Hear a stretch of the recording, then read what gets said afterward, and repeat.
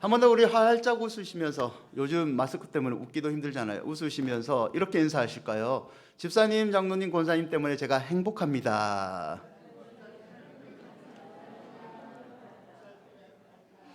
여러분, 인생은 직선이 아니고 곡선의 그래프를 가진 것 같습니다. 불행한 사람들도요, 늘 불행하지 않고 한두 번 행복이 있을 때가 있죠. 지금 행복에 너무 좋아하는 사람들도 인생을 뒤돌아보면 한두 번의 쓰라린 경험들을 다 가지고 있습니다. 누구든지 인생에는 굴곡을 가지고 있죠. 순탄하게 직선으로 쭉 가는 사람은 없는 것 같습니다. 문제는 어떤 시각을 가지고 인생을 살았느냐는 거죠. 어떤 사람은 하루살이 시각을 가지고 살아가고 있습니다. 이 사람에게는 과거는 없고요, 미래도 없고요, 그냥 오늘만 중요합니다. 지금뿐이죠. 한마디로 먹고 그냥 마시고 오늘 죽자, 이런 주의입니다. 지금 내 환경이 좀 좋으면 너무 즐겁습니다. 너무 자기 자신에 관해서 만족을 합니다. 그러나 조금 인생이 힘들면 한숨 푹 쉬고 남들 원망하고 이 세상 다 죽여버릴 거야, 이런 말을 외치고 살아가죠. 여러분, 하루살이 인생의 시각을 가진 사람에게 과거가 무슨 의미가 있겠습니까? 그들에게는 미래는 소중하지도 않습니다. 사랑하는 여러분, 인생에 직선만 있게 하면 얼마나 좋겠습니까? 그러나 우리 다 알지 않습니까? 좋은 일이 있으면 언젠가는 나쁜 일이 있을 수도 있고 거기 대비해야 되고, 나쁜 일이 있으면 언젠가는 해뜰 날일 좋은 일이 있게 되는 거죠. 엄밀하게 말하면 이런 인생은 우리의 영역 아닙니다. 그래서 우리는 하나님을 의지하는 이런 예배를 드리지 않나요? 그렇다면 성도인 우리는 좋을 때와 나쁠 때와 상관없이 한결같은 기쁨의 마음을 가지고 그렇게 살아갈 수는 없는 것일까요? 오늘 저와 여러분이 읽은 시편 126편은 이런 것에 실마리를 제공해 주고 있습니다. 시편 126편의 시대적 배경은 이스라엘 민족이 포로 생활을 70년 하다가 이제 귀환을 하는, 집으로 돌아오는 배경을 가지고 있습니다. 70년 포로 생활에 해방된 기쁨을 시인은 표현하고 있습니다. 여러분, 70년입니다. 70년. 저도 아직 70년을 못 살아서요, 아직 감이 하지 않는데 이 70년을 포로 생활로 했다고 합니다. 여러분, 군대에서는 제대만 하면 사실은 다 좋습니다. 그 겨울수가 6개월이든요 그 겨울수가 2년이든 상관없습니다. 전방이 힘들다, 후방이 힘들다, 그 다 상관없습니다. 그냥 제대만 하면 행복한 게 군대에서의 희망이죠. 1절을 다시 한번 보시죠. 여호와께서 시온의 포로를 돌리실 때에 우리가 꿈꾸는 것 같았도다. 여기서 우리는 한 단어를 주목해야 됩니다. 그 단어는 포로라는 단어입니다. 이 포로라는 단어는 4절에서도 사용되는데요. 여호와여, 우리의 포로를 남방 시내들 같이 돌려보내소서. 어떤 번역에서는 이 포로라는 말을 포로라고 하지 않고 운명이라고 번역한 것도 있습니다. 이 포로라, 운명이라는 말을 원어적으로 조금 살펴보면 이렇게도 얘기할 수 있습니다. 여호와께서 시온의 포로가 아닌 돌이킴을 돌리실 때, 포로, 해방, 돌이킴, 이 돌이킴의 의미가 있기도 합니다. 여러분, 이렇습니다. 이스라엘 백성이 가나안에 잘 살고 있었습니다. 하나님 믿고 자기들 평탄하게 그렇게 살고 있습니다. 어느 날 바벨론이라는 나라가 전쟁을 일으킵니다. 이스라엘이 져버려요. 그리고 포로로 잡혀갑니다. 자기들의 의지와 상관없이 이스라엘의 삶에 이 돌이킴이 생기게 되는 겁니다. 아니, 돌이켜진 거죠, 강제적으로. 그런데 70년 동안 포로 생활을 하고 있는 어느 날 또 한 번의 갑자기 일이 일어납니다. 하나님께서 포로된 이스라엘을 다시 돌이켜서 자신들의 고향으로 돌려보낸 겁니다. 그래서 시인은 시온의 포로를 돌리실 때에, 하나님께서 우리를 돌이켜 고향으로 보내주실 때에 우리가 꿈꾸는 것 같았도다 라고 표현을 하고 있는 거죠. 이게 꿈이야 생시야, 진짜 대박, 이런 일이 어느 날 갑자기 일어난 겁니다. 너무 좋아서 꿈꾸는 것 같이 자기도 꼬집어보고 마누라도 때려보고 이렇게 기쁨을 표현한 거죠. 더 감사한 것은 이게 꿈 같은 일이 내 노력으로 이루어진 게 아닙니다. 하나님께서 기적적인 방법으로 이루어졌다는 거죠. 하나님께서 70년 포로된 자를 돌이키사 원위치인 고향으로 돌아오게 하셨다는 거죠. 이 부분을 역대하 36장 22절과 23절은 이렇게 시대적인 사항을 기록합니다. 바사의 고레스 왕 원년에 여호와께서 예레미야의 입으로 하신 말씀을 이루시려고 여호와께서 바사의 고레스 왕의 마음을 감동시키시매 그가 온 나라에 공포도 하고 조소도 내려 이르되 바사의 왕 고레스가 이같이 말하노라. 하늘의 신 여호와께서 세상 만국을 내게 주셨고 나에게 명령하여 유다 예루살렘의 성전을 건축하라 하셨나니 너희 중에 그의 백성된 자는 다 올라갈지어다. 너희 하나님 여호와께서 함께 하시기를 원하노라 하였더라. 아멘. 여러분, 어느 날 자신들을 포로로 잡아갔던 그 바벨론 왕국이 바사 왕국에 의해서 망해버립니다. 고레스라는 사람이 왕으로 즉위를 하죠.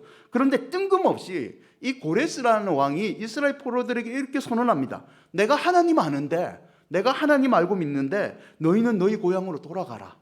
그리고 성전을 건축하라. 여호와 하나님께서 너희와 함께 하시기를 원하노라. 요즘 애들 말대로 한마디로 헐입니다. 헐. 진짜 뜬금없습니다. 여러분, 노력과 독립운동 아니죠. 그런데 왜 이런 일이 생겼습니까? 우리는 그 정답을 알고 있습니다. 여호와께서 바사의 고레스 왕의 마음을 감동시키심에, 하나님께서 바사의 왕 고레스의 마음을 감동시키심에 이런 꿈과 같은 기적이 포로된 이스라엘에게 임하게 된 겁니다. 사랑하는 여러분, 살다 보면요, 우리가 할 수 없는 영역들이 있습니다. 우리가 아무리 노력해도 아무리 애를 써도 되지 않는 부분이 분명히 있습니다. 물론 우리는 최선을 다해야 됩니다. 최선을 다해야 되죠.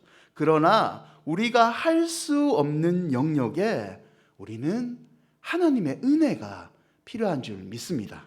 여러분, 히브리서 4장 16절에 그러므로 우리는 긍휼하심을 받고 때를 따라 돕는 은혜를 얻기 위하여 은혜의 보좌 앞에 담대히 나아갈 것이니라. 사랑하는 여러분, 할 수 없는 영역은 누구나 만나게 됩니다. 그때 저와 여러분이 해야 될 것은 하나님의 긍휼하심입니다. 그 긍휼하심에 여러분 갈구해 보십시오. 은혜의 보좌 앞에 나아가서 하나님께 기도해 보십시오. 그때 때를 따라 돕는 하나님의 은혜가 우리가 할 수 없는 삶에 기적으로 다가올 줄 믿습니다. 저와 여러분이 이런 감사를 넘치는 기적을 경험하시기를 축원드립니다. 여러분, 2절입니다. 그때 우리 입에는 웃음이 가득하고 우리 혀에는 찬양이 찼었도다. 그때 문나라 가운데서 말하기를 여호와께서 그들을 위하여 큰 일을 행하셨다 하였도다. 도저히 입을 다물 수 없을 정도로 내 혀에는 찬양이 그냥 절로 놓습니다. 절로 놓을 정도로 너무 기쁩니다. 하나님이 하셨어요. 할렐루야 할렐루야 이런 찬양만 하고 얼마나 신이 났겠습니까? 그래서 3절에 여호와께서 우리를 위해서 큰 일을 행하셨으니 우리는 기쁘도다. 백성 누구나 상관없이 남녀노소 상관없이 전부 다 춤을 추면서 하나님께 기쁨을 표현하고 있습니다. 여러분, 그런데요 4절부터는 약간 시인의 이 시가 조금 바뀝니다. 장면이 바뀝니다. 여호와여 우리의 포로를 남방 시내들 같이 돌려보내소서. 막 신나게 기뻐하면서 하나님께 찬양하는데 약간 뜬금없이 돌려보내소서라고 얘기를 합니다. 다 돌려줬는데 무엇을 하나님께 또 돌려달라고 이 시인은 기도를 하고 있습니까? 하나님께서 고향으로 해방시켜 주는데 시인은 기쁨을 표현하다가 갑자기 하나님 또 돌려주세요, 또 주세요, 또 주세요 라고 기도를 하고 있는 겁니다. 여러분, 이 부분은 시편 126편의 시대적 배경을 우리가 좀 더 살펴보아야 됩니다. 생각해 보십시오. 포로된 이스라엘이 기쁨으로 고향에 돌아왔습니다. 우리가 일제 압박에 있다가 기쁨으로 고향으로 돌아왔죠. 그런데 여러분, 계속 기뻤을까요?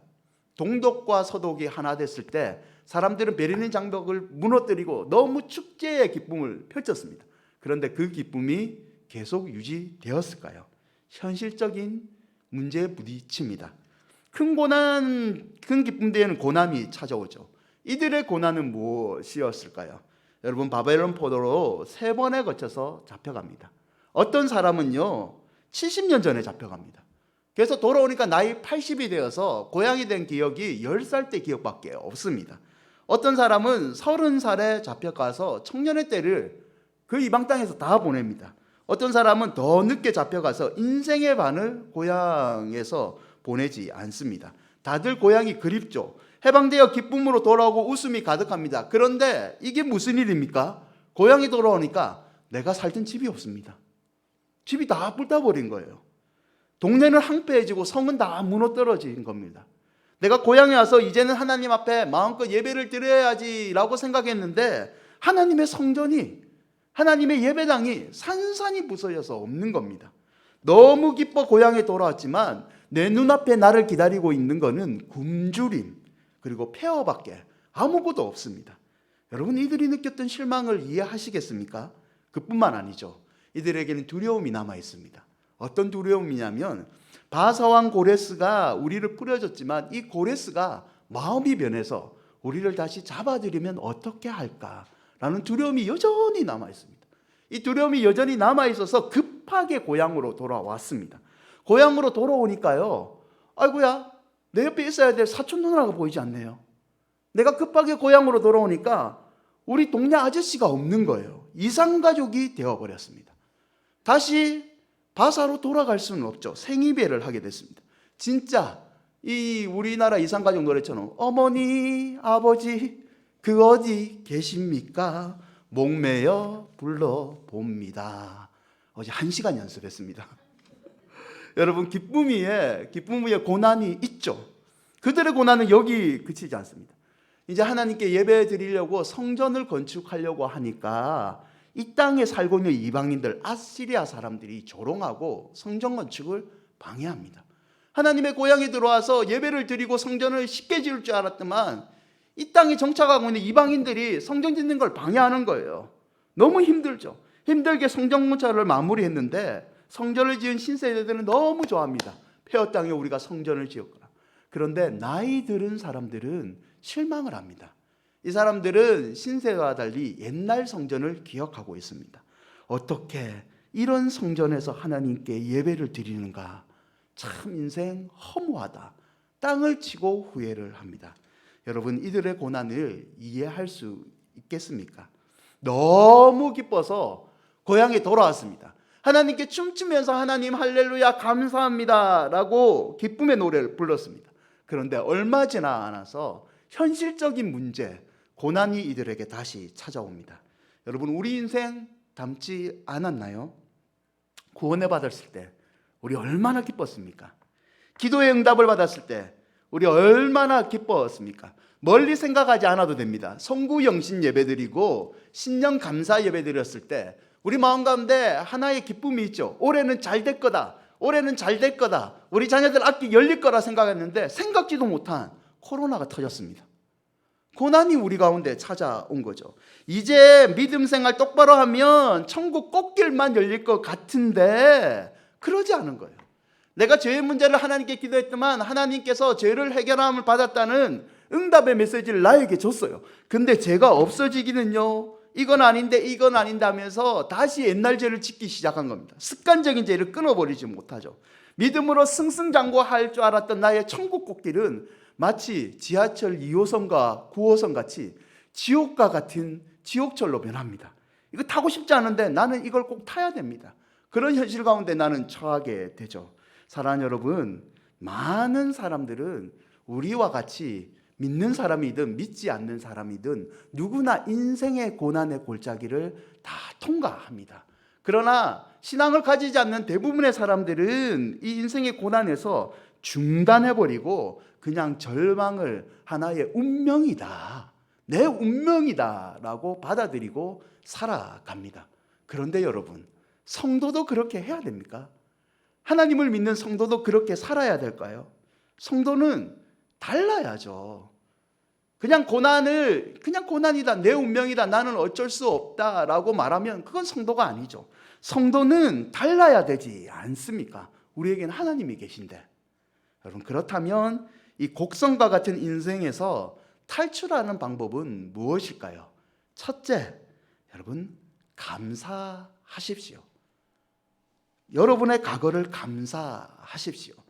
시편 126편 1절과 3절을 다시 보실까요? 여호와께서 시온의 포로를 돌려 보내실 때에 우리는 꿈꾸는 것 같았도다. 그때에 우리 입에는 웃음이 가득하고 우리 혀에는 찬양이 찼었도다. 그때 문나라 가운데서 말하기를 여호와께서 그들을 위하여 큰일을 행하셨다 하였도다. 여호와께서 우리를 위하여 큰일을 행하셨으니 우리는 기쁘도다.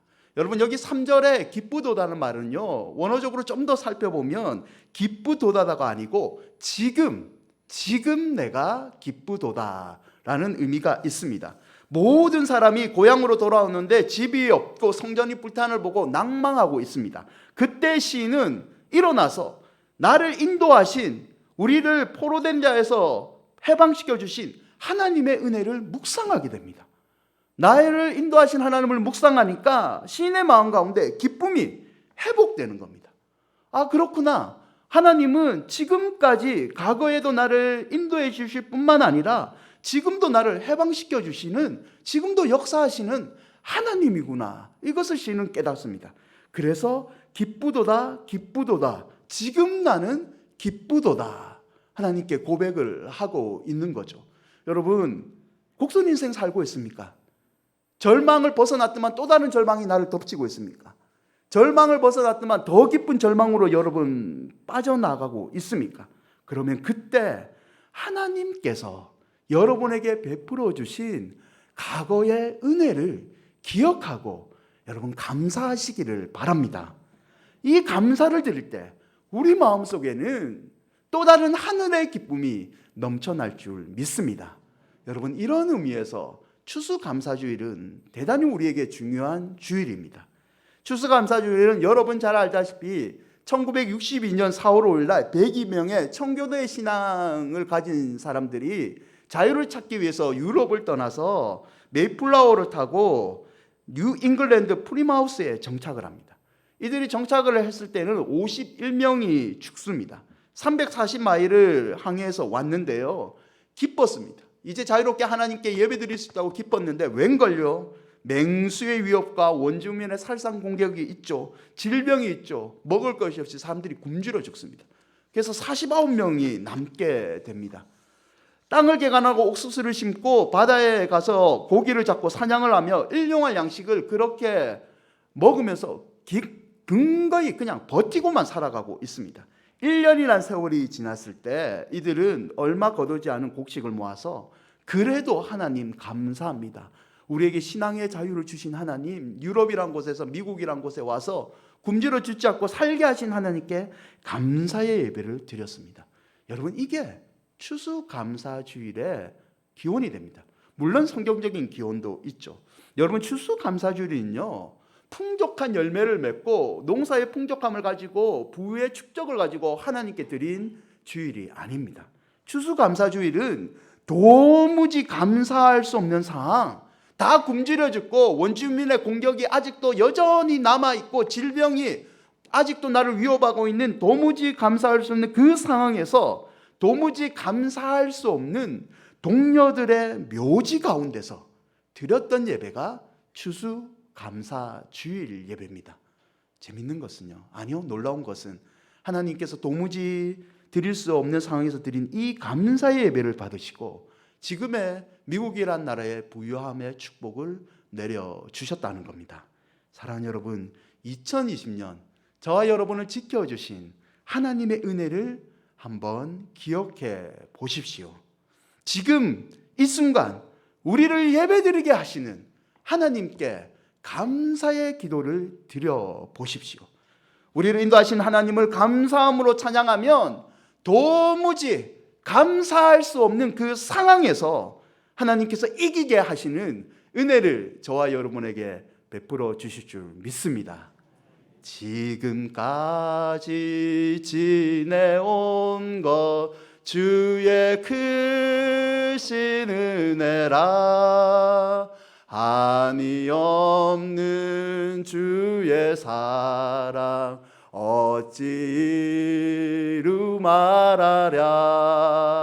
자나깨나 주의 손이 항상 살펴주시고 모든 일을 주 안에서 형통하게 하시네. 우리 하나님께 감사의 박수 한번 드릴까요? 두 번째, 인생의 곡선에서 탈출하는 방법은 기대하라입니다. 우리 4절을 보실까요? 여호와여 우리의 포로를 남방 시내들 같이 돌려보내소서. 여기서 남방이란 말은 네게브라고 해서 우리말로 하면 광야입니다. 광야. 사람이 살지 않는 광야, 사막의 기후를 가진 아주 거친 광야를 얘기하고 있습니다. 나무도 없고요, 여러분 풀도 없습니다. 맨 땅입니다. 그런데 비가 내리면 이 광야에서는요, 하룻밤 사이에 보통 땅인 줄 알고 걸어 다녔던 그 땅에 홍수와 같이 강이 넘칩니다. 물이 풍족하게 됩니다. 풀들이 살아납니다. 하룻밤 사이에 이 메마른 땅이 강으로 변해버린 겁니다. 이런 특징이 남방 시내의 기후적인 특징입니다. 지리적인 특징이죠. 126편의 시인은 이런 사실을 염두에 두고 하나님께 기도합니다. 지금은 메마른 것 같지만 하나님의 은혜의 단비가 내리면 우리에게 폭포수와 같은 생수의 강과 같은 은혜로 우리는 살아갈 수 있습니다 라는 의미로 이야기하고 있는 거죠. 여러분, 곡선 인생을 누리고 지나가 있죠. 절망을 합니다. 시인은 광야에 주저앉고 울고만 있지 않고 기도합니다. 하나님, 어느 날 이 광야가 생수의 강으로 변하는 것처럼 우리 포로를 남방 시내들 같이 돌려보내 주십시오. 사랑하는 여러분, 믿음은요, 하나님께서 과거에 우리를 구원하셨을 뿐만 아니라 우리의 현재를 책임져 주시고 미래에 반드시 우리를 축복하실 것을 믿는 것이 여러분 믿음입니다. 믿음은 소망이죠. 여러분, 성도는요, 살아갈수록 더 큰 축복을 받는 존재입니다. 하나님께서 저와 여러분을 이렇게 창조하셨다는 거죠. 여러분, 이 사실을 믿으십니까? 우리가 잘나서가 아니죠. 우리의 노력으로 된 것도 아니죠. 오늘 시편 126편에 이스라엘 백성들이 자기들의 노력으로 포로 생활을 청산했나요? 아니죠. 그들의 힘으로 아닌 하나님의 은혜로 포로된 생활을 청산하고 고향으로 돌아왔죠. 시인은 이렇게 얘기합니다. 여러분, 기다리십시오. 기다려라. 하나님께서 지금은 메말라 같은 이 강야에 가망이 없어 보이는 이 메마른 땅을 강으로 만드시지 않았느냐. 그 하나님께서 또 다른 축복으로 우리를 지켜주실 거다. 하나님을 믿자. 하나님을 믿읍시다. 우리의 운명을 남방 시내들 같이 돌려 바꿔 주시는 그 하나님을 믿읍시다. 시는 이렇게 간절하게 사람들에게 호소하고 있는 거죠. 여러분, 이 시인의 기도가 여러분과 여러분의 가정의 기도가 되기를 바랍니다. 하나님, 우리 자녀의 이 절망의 운명을 하나님께서 바꾸어 주실 줄 믿습니다. 하나님, 내 남편의 저주받았다고 말하는 이 운명을 하나님께서 바꾸어 주실 줄 믿습니다. 하나님, 지옥과 같은 내 가정의 운명을, 하나님, 저주받았던 내 운명을 남방 시내같이 홍수가 나듯이 하나님 축복의 강으로 바꾸어 주실 줄 믿습니다. 사랑하는 여러분, 절망의 인생을 살고 있습니까? 그때가 바로 하나님께 기도할 때입니다. 그때가 하나님을 찬양할 때입니다. 기도하고 기대해 보십시오. 역전의 하나님이 여러분의 삶에 곧 찾아와 주실 줄 믿습니다. 세 번째, 곡선의 인생을 탈출하는 방법은 투자하라입니다.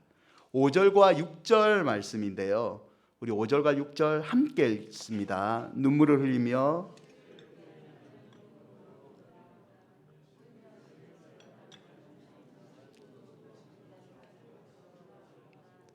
여러분, 곡선 인생을 탈출하는 세 번째 방법은 현재에 투자하라는 말입니다. 이 말은 현재의 축복을 누리기보다는 현재의 축복을 가지고 하나님께 더 기도로 투자해봐라, 이런 뜻입니다.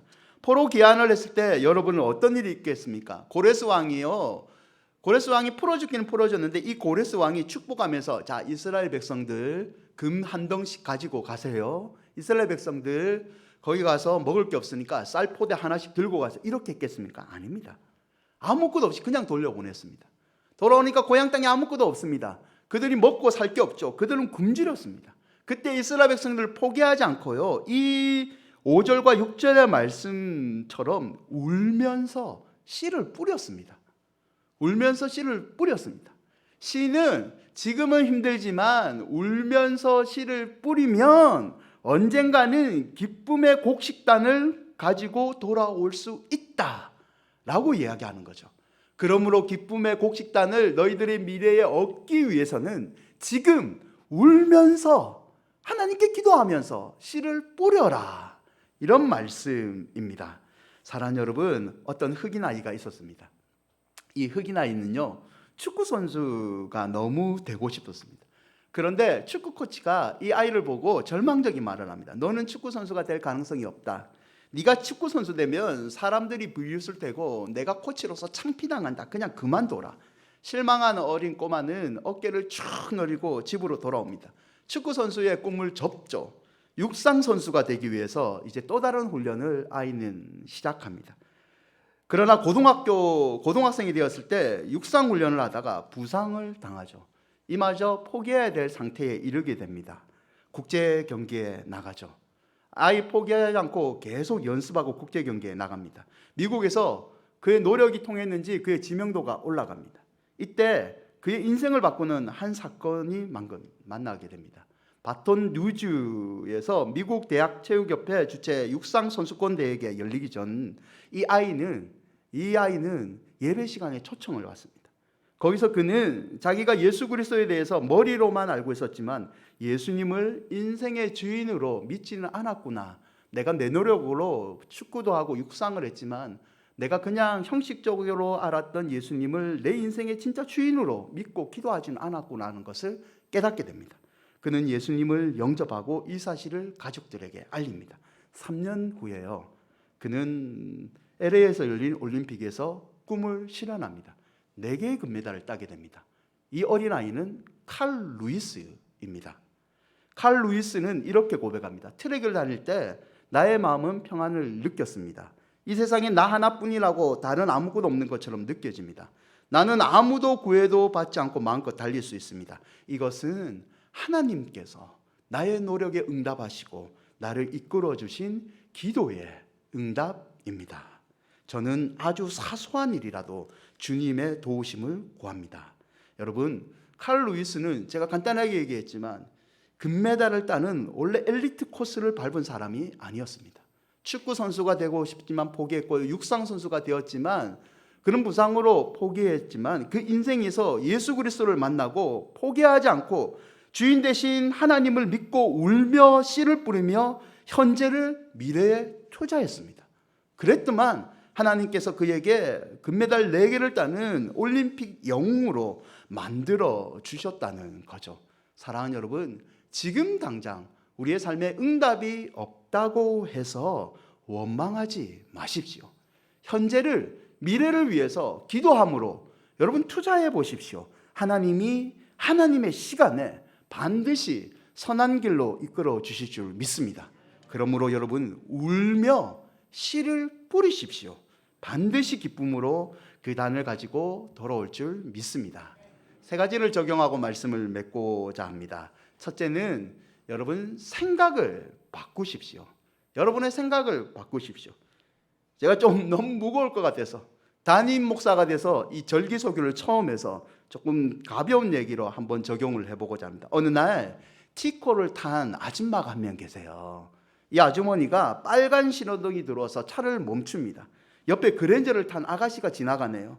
이 아가씨가 껌을 짝짝 치면서 이렇게 얘기합니다. 언니, 그 작은 티코 얼마 주고 샀어? 내 그랜저 바퀴값 하겠어? 열받죠. 이 아주머니는 아무 상관없이 그냥 쌩쌩 달립니다.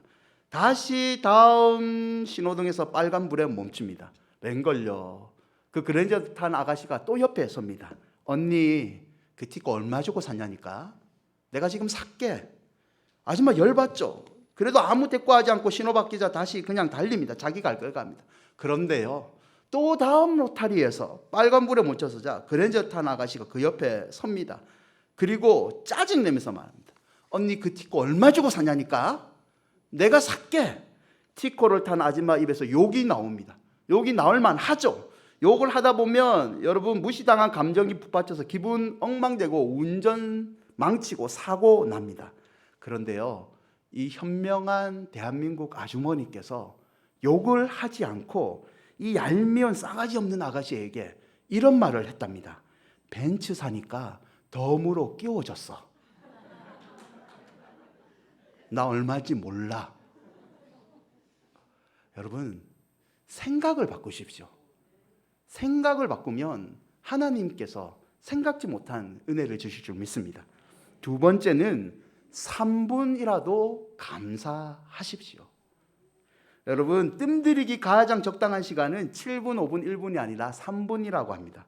소비자 심리 연구한 결과 컵라면을 앞에 두고 3분 동안 기다리면 사람은 가장 강한 시장기, 먹고 싶다는 마음이 생긴다고 합니다. 1분은 너무 짧고 5분은 너무 지루하죠.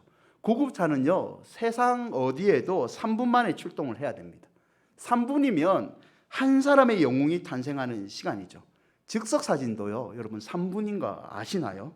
하루에 단 3분이라도 하나님께 감사기도 드려보십시오. 그러면 하나님이요, 여러분의 3년, 아니 30년, 300년을 책임져 주십니다. 오늘 들어오실 때 저 감사 열매라고 이 열매가 있잖아요. 여러분 딱 3분 머물러서 거기서 감사기도 제목 하나 적어 보십시오. 그러면 목사가 1층, 2층 지나가다가 맨날 여러분 기도 보고 기도해 줍니다. 그 기도 제목을 적으시면 하나님께서 30배, 100배의 축복으로 다시 갚아주실 줄 믿습니다. 마지막 세 번째는 사소한 것도 여러분 감사하시기 바랍니다. 사소한 것에서 감사하는 사람이 큰 인물의 믿음의 사람이 되는 거죠.